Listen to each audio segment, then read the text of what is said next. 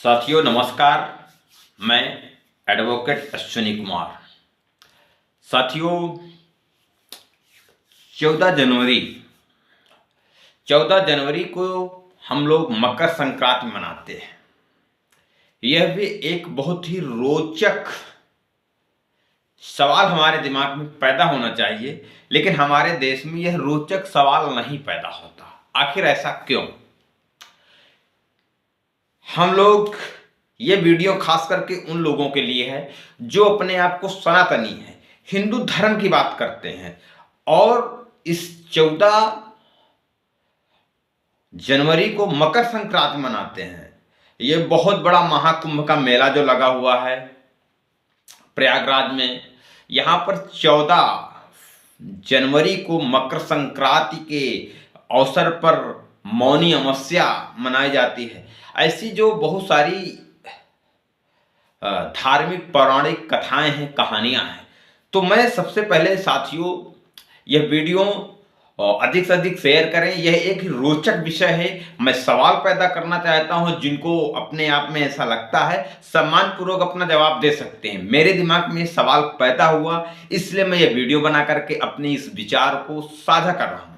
साथियों हिंदू धर्म, सनातन धर्म, जो सनातन धर्म की जो व्यवस्था है, धार्मिक पर्वों को मानने की व्यवस्था है, उनकी एक समय अवधि है विक्रम संवत महीना, जो भारत देश का कृष्ण पक्ष, जैसे चैत, बैसाख, जेठ, आषाढ़, ऐसे करके जो 12 महीने होते हैं, उनमें से ज़्यादातर अधिकांशतः जैसे रामनवमी कब मनाई जाएगी? चैत की नवमी को। जन्माष्टमी कब मनाई जाएगी? कृष्ण की जन्माष्टमी कब मनाई जाएगी? भादों को। और नवरात्रि कब मनाई जाएगी? ये जो कुंवार का महीना होता है नवरात्रि का। तो ऐसे करके लगभग 90% त्यौहार हैं जो विक्रम संवत जो समय अवधि है उसमें मनाए जाते हैं। लेकिन मैंने यह अनुभव किया कि हमारे देश के वह सनातनी के लोग, वह टनाटनी लोग, जो लोग दूसरे की धार्मिक व्यवस्था का विरोध करते हैं, उन लोगों की इतनी दोगली सोच है कि वह लोग 14 साल के प्रत्येक जनवरी, क्योंकि जनवरी यह विदेशी हमारे देश की समय अवधि चक्र नहीं है, हम लोग फिर भी 14 जनवरी को इस देश में मकर संक्रांति क्यों मनाते हैं? यह मेरा एक सवाल है।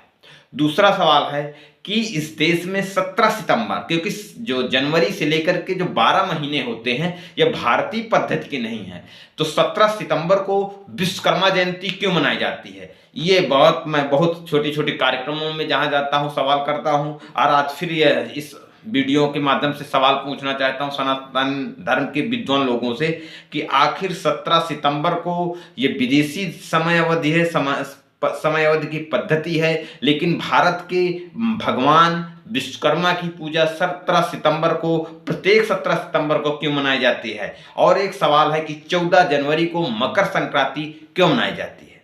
जो विद्वान लोग हैं इसका जवाब जरूर दें, क्योंकि यहाँ पर हर एक चीज धर्म से जोड़ा जाता है। जिन लोगों को धर्म का ज्ञान नहीं है, कोई तमीज नहीं है, जो वैज्ञानिक का जीवन जीते हैं लेकिन धर्म की बात करते हैं। मैंने जो अपने जानकारी के अनुसार 14 जनवरी को ही क्यों मनाया जाता है मकर संक्रांति, मैं ये जरूर बताना चाहूँगा। जो विद्वान लोग हैं अपने अनुसार बताएं, मैं वैज्ञानिक पद्धति के अनुसार जो जाना है, जो मेरा अनुभव है जानकारी का, तो उसमें से ये बताना चाहूँगा कि जो 14 जनवरी होता है मकर संक्रांति का, उस दिन 14 जनवरी को सूर्य उत्तरायण होता है। सूर्य उत्तरायण की दिशा में आता है, जिससे प्रकृति में परिवर्तन होता है, मौसम में परिवर्तन होता है, और इसीलिए यह पर्व मनाया जाता है। और प्रकृति का कोई प्रतिकूल प्रभाव न पड़े हमारे जीवन में, इसीलिए हल्का भोजन खाया जाता है खिचड़ी के रूप में। लेकिन इस धार्मिक ग्रंथों की अलग अलग कहानियां हैं जो मैं साझा नहीं करना चाहूँगा, क्योंकि इस देश में हर एक त्योहार के लिए, हर एक पर्व के लिए झूठी मनगढ़ंत कहानियां पहले से ही व्याप्त हैं। तो वह उन लोगों की है। लेकिन जो मेरे पास जानकारी थी आप लोगों को साझा किया। आपको यह जानकारी कैसे लगी कमेंट बॉक्स में लिखें और वीडियो को अधिक से अधिक शेयर करें। जिन लोगों को यह ठेकेदारी मिली हुई सनातन धर्म की वह लोग ये जवाब जरूर दें कि साल के प्रत्येक दिन, प्रत्येक 14 जनवरी को मकर संक्रांति क्यों मनाई जाती है, साल के प्रत्येक 17 सितंबर को विश्वकर्मा जयंती क्यों मनाई जाती है, क्योंकि विश्वकर्मा भगवान सनातन धर्म के हैं और 17 सितंबर विदेशी समय पद्धति है।